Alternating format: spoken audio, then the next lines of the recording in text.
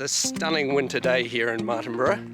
I'm just off to visit Lance, a local winemaker who's doing some really interesting things with some vintage barrels that he's got his hands on. So let's go and find out about that. Lance, how you going? Oh, hey, bro. Good to see you, man. You too.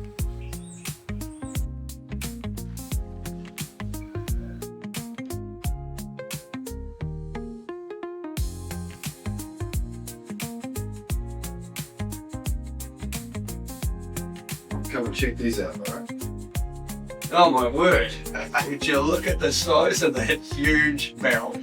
No reason to impress with it. Yeah, when are you going to need a bigger cellar, mate? Oh, we had to expand the dorges just to get them in out. Oh, yeah. And then it takes a fair bit of shuffling and a bit of Jenga to move everything out to get these big boys in. But, Yeah. How heavy are they empty? That's a good question. I've never picked one out. You know, they roll, like, you know. I don't know what they weigh. At best guess somewhere around 300 kilo, maybe. Wow. Well, it took 2 men to lift the head out of one of these. So the one in the middle got recouped fully, so it bands off. A guy called Jürgen came up from Nelson to help us do a proper Cooper, one of the few that's left in New Zealand. And you know, it's definitely not a one-man job. They're fairly unruly things, but you know, the timber's, I don't know, it's pushing 50 mil. And the timber is Totara. Yeah. Right. The kind of thing that you put them in place and you don't have to move them too often. Yeah. So this is hopefully their final resting place. For a while at least, yeah. I'm fairly happy with where they sit in this space. Yeah. We've retained enough room to keep the French oak program alive. So this is French oak. Yeah. So a standard French oak barrel like this one's the Burgundy barrel, which is for Chardonnay Pinot Noir, common in New Zealand. And then directly behind you we have like a 500 litre barrel. So I really like the potion. It's a lovely efficient piece. Less trees chopped down per litre of capacity, if that makes sense. Yeah. What are these? I'm fairly confident one at the far end's 2100 litres. Yeah, that's the barrel that we use for the Crystal Vale. And is it certain varieties that lend themselves to a smaller barrel and a larger barrel? There is a difference between fermenting the same juice in a 228 and a 300, but you have to be pretty finely tuned to pick it. But if you jump to a 500, you'll see obvious differences. One of the things about bigger barrels and bigger vessels is that the more juice you have in a barrel, the more calorific load. So as the yeast ferment juice, they'll generate exothermic energy, like heat. And a typical red wine ferment will crest up at over 30 degrees Celsius, giving you an opportunity, and that'll fizzle out. That's a ferment curve and temperature lift and drop. The nice thing about wood is that it insulates and holds that warmth in there for a little bit longer, but it can also lead to, and bigger volumes, the same story, too much of that heat. So how are you monitoring that fluctuation in these? Well, once you're in, you're all in.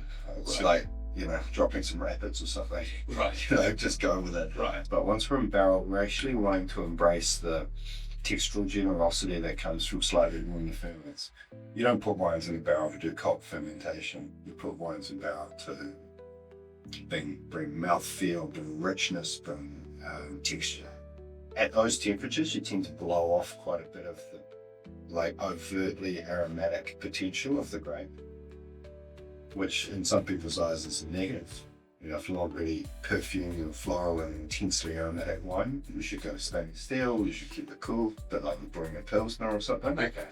And we're actually happy to sacrifice some of that aromatic intensity for texture. Right. And that's the trade-off. And if you start with a variety like Sauvignon Blanc, like we use for the Crystal Vale, that's an incredibly aromatic variety. Like the fruit juice just smells of all that passion fruit and punchy flavors.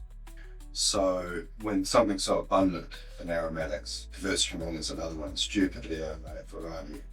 In my opinion, best we would blow half of that off, because what you're left with are the bones and the minerals of like the core structure of the wine.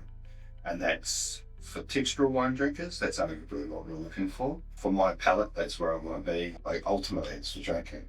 Aroma's important, but it's not my lead drill card or my lead build sort of philosophy.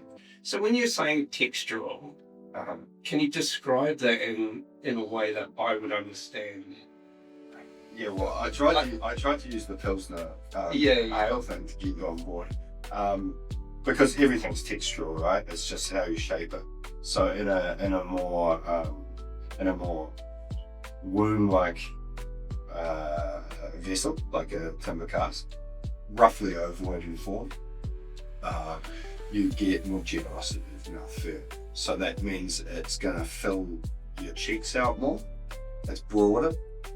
The weight of the wine is usually more supple, softer, rounder, fuller, as opposed to a cool ferment in stains, which is going to be more austere, more upright. One more just technical process I want to understand is the yeast. So it's not like beer where you're taking particular strains of yeast to get certain flavours, right? As I understand it, there's a different thing going on here. Yes and no. I mean, winemaking can be as formulaic as most breweries. Okay. Just as there's some breweries that work purely wild. And that's sort of like the what are the monk beers, the Trappist beers? Yeah. That's generally wild for me, right? Yeah, beautiful old style. I open the roof up, slate lagers. Yeah. Put the hot water on these slate channels and with an opening roof. Yeah. Let the yeast of the night air fall upon it as it cools down and then transfer it to fermentation. Romantic as it gets. Yeah. So indigenous yeast fermentation or wild yeast fermentation is very common in the wine industry of New Zealand, I would say. That said, the majority of our wine is probably not wild. If you want consistent, reproducible results, you open a freeze-dried culture, and away you go. And the options are limitless in terms of, selections of. I mean, everything was. Is there a process in there, if you're doing that, that you're killing off the bacteria in the actual grapes before you're putting them? Yeah, that's classic safe winemaking. Right, so that does happen. Just come in and sort of like clean the slate, usually just with some sulfites or something.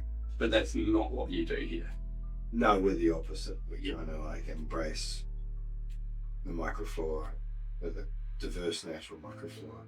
The majority of that's coming off the actual, on the grapes, they're collecting bacteria and yeast and things like that. I'd like to think the majority are coming from off the grapes.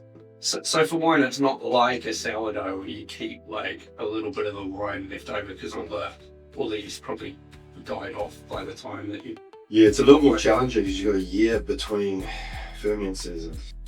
It's similar though in other ways, so you do want to create a starter before the main crop comes in. For example, with a wine like Crystal Vale, that's fruit that's picked at our friends Organic Vineyard, just down the valley a little bit. It's taken actually to their winery where it was a whole bunch pressed. So very delicate kind of handle. The juice comes out of the press to a stainless steel tank where it settles overnight. So you allow the heaviest sediments and things to fall out. And the next day you take off the relatively clean raw juice. No additives at all, no sulfites in it. And then we'll bring it in here, and I literally will just pumped it straight into that Totara cask. Left some fermentation space, left a bit of ullage, because it is going to fizz and foam and get all excited.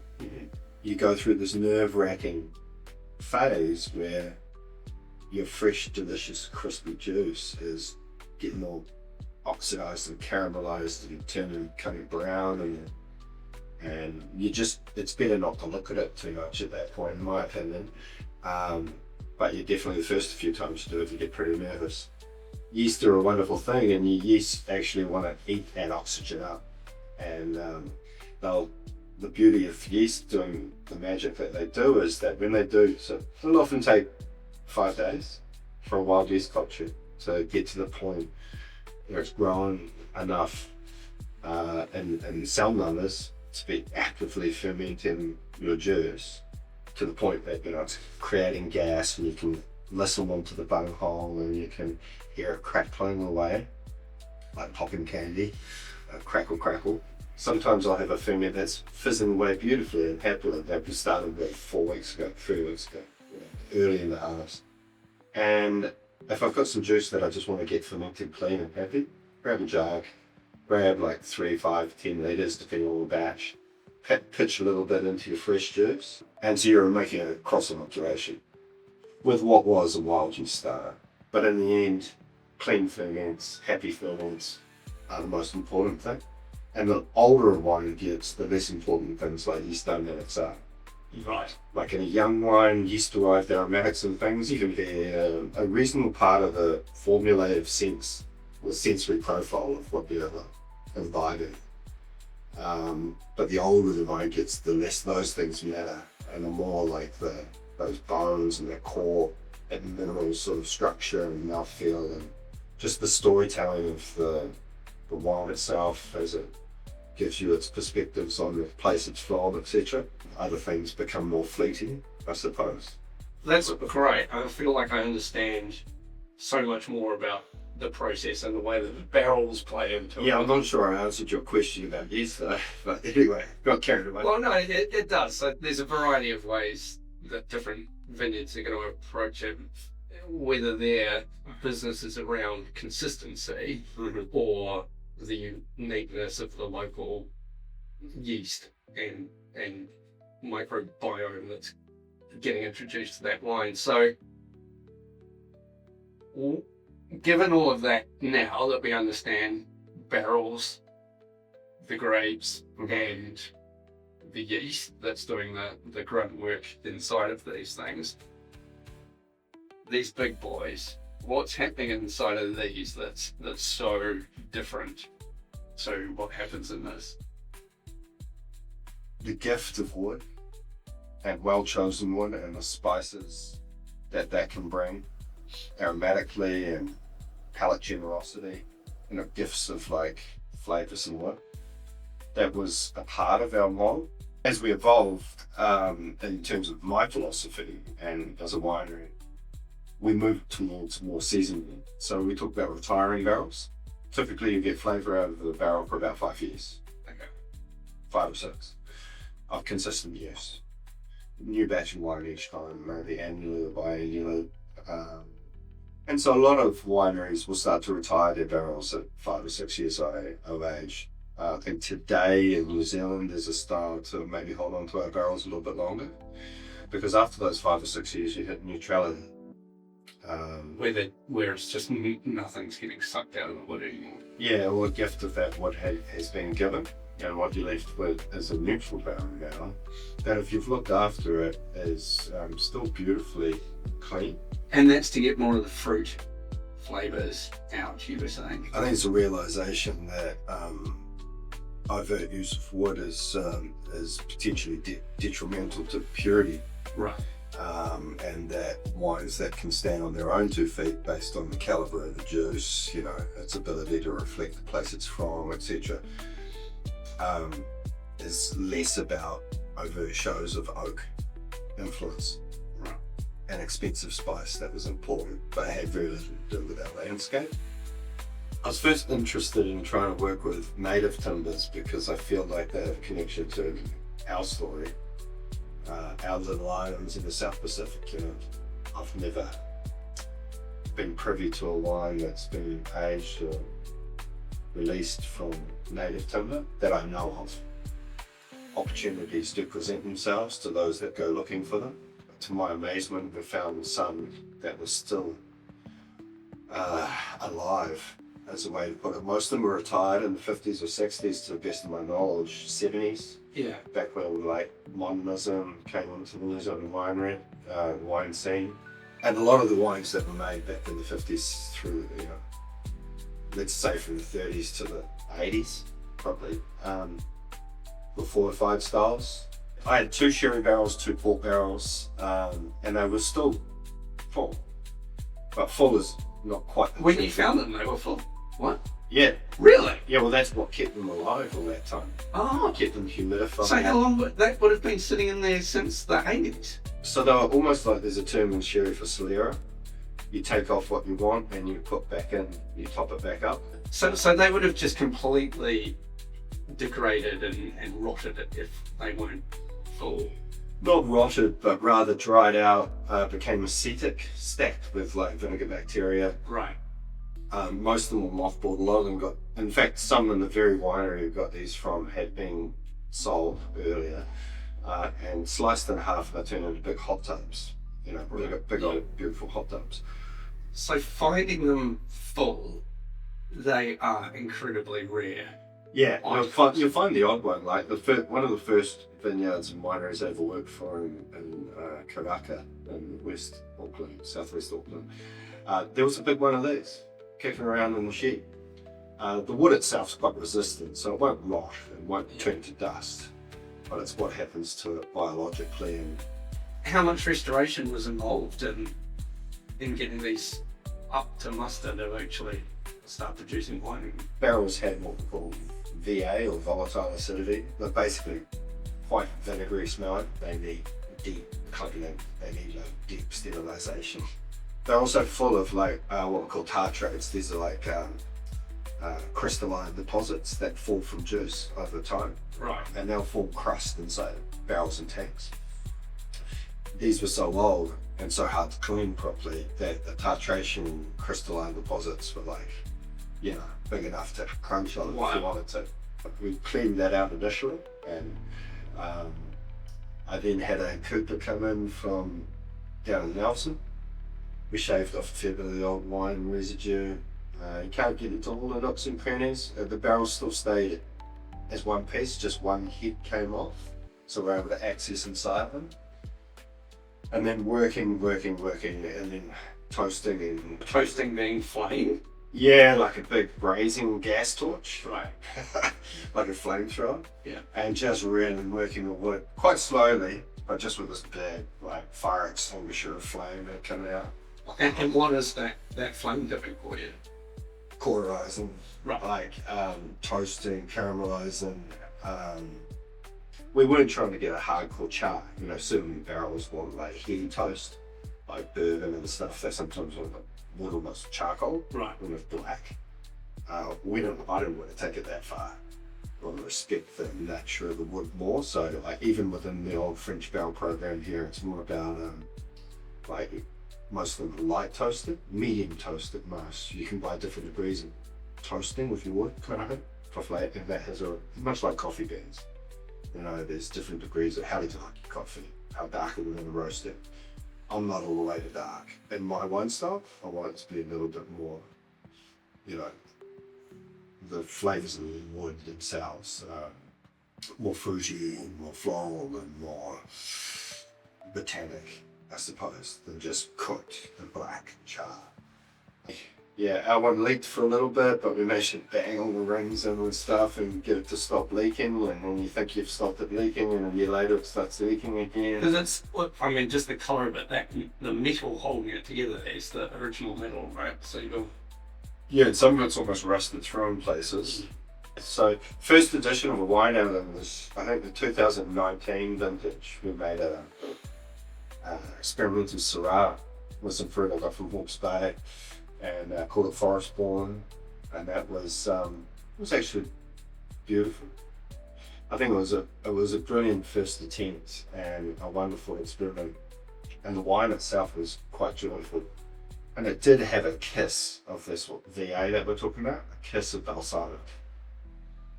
I primed the barrel with that Pinot Gris ferment though. So basically a sacrificial ferment, whereby I put some juice that I was less in love with, not so attached to, into the barrel first and let it ferment. And just by letting things liquid ferment and undergo all of that process in the barrel initially, that's kind of like wicking away some of that potential corrupt flavour, if there was still worries of that. And I was still worried about it, even after steaming and shaving and toasting and burning. Super nervous about what's going on and what's going to be the outcome, especially when you're around 2,600 litres all in, which is, in my world, it's a decent amount of wine. It's quite a large, it's quite a few chips on the table, if you know what I mean. Yeah, because how much does this cellar represent of your total stock? Oh, this is everything. This is everything. So anyway, sacrificial juice, in and out within 4 weeks, and also an opportunity to look at that juice daily and really assess it. Am I seeing any sort of degrees of negativity coming on from the old wood? It was only even going to be in there for a short while, so we could pull the pin on it at any point when we wanted to, and pull it out in stainless. But basically seasoning that barrel out with juice itself. And then after that, evacuate the barrel, in went a finished red ferment, and that actually performed beautifully. It did and I watched it closely, and I had a control barrel French oak here in the cellar, and I was comparing the two, and I was worried about tannins and a whole bunch of things potentially, because it's such an unknown vector for this. From my generation of wine growers, we just haven't seen what wine Totara, Kaikohe, green is going to do. Like, texturally on the palate, from the phenolic side, the bitterness and the tannins and things, no idea. Like, what is it going to contribute to wine? So you have to look really, really closely and run some controls and stuff to see, am I heading in a positive direction, or am I heading, are we doing something detrimental? And if we're doing something detrimental, let's kick out before it becomes embedded deeply in the wine. Like if it's teaching on here, we're happy. And so that wine existed in a space that was quite beautiful, and a little balsamic lift, not unlike Northern Italian reds. Beautiful things in my opinion. Good food wines and stuff too. So we made Forest Born and Syrah, great. But then we didn't build anything for a few years. Not until the 2023 vintage, when I was bold enough to ferment Sauvignon Blanc in the barrel. We did Pinot Noir, and we did see Pinot Gris Riesling move into barrel too. So, and that was the first year I reconditioned the other two. It's been 3 years or so getting them clean enough to the point that I was confident enough in them that I was willing to bring them into the cellar. So that must have been the year we widened the doorway. We brought them in here, we installed them full time. Because you're actually worried what biologics they're going to introduce to.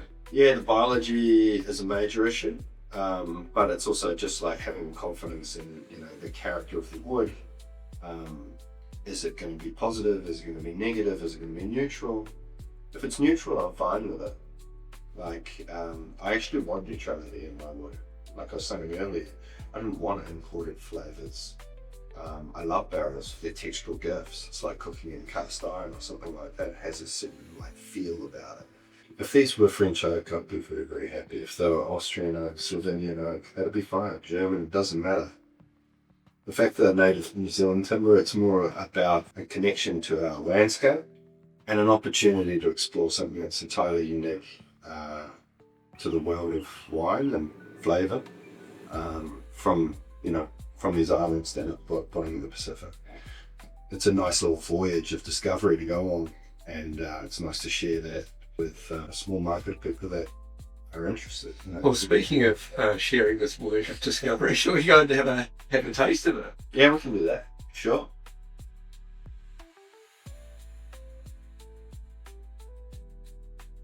This is the veil that we talked about. So purely in the barrel that we just tasted out of, but prior to the wine it's currently in there. Imagine this if I hadn't fermented it warm, how bloody aromatic it would be, What am I tasting that's come out of these barrels and the process that's different to a French oak barrel? At its best, and I see it in the crystal veil, Which is delicious. yeah, it drinks all right, doesn't it? But it's disappearing quite quickly. Sorry, I can go through supply. At its best, I see a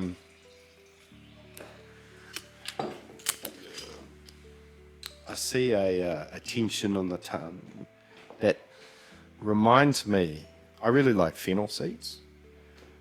Like I harvest them wild from the wild fennel and things, but they numb the tongue slightly. Anise, licorice, effectively.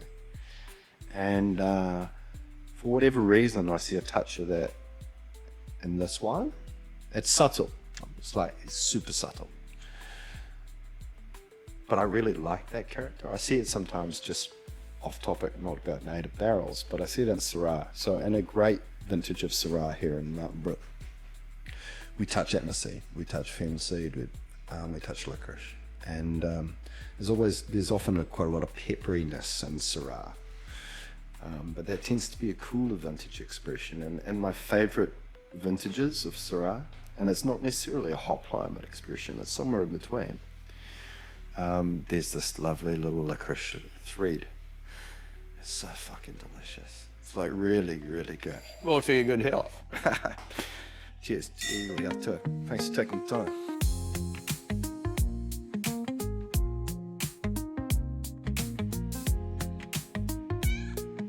Well, if you get a chance, come to Martinborough in Cambridge Road and enjoy these organic wines made in barrels that carry with them the history of winemaking in this country.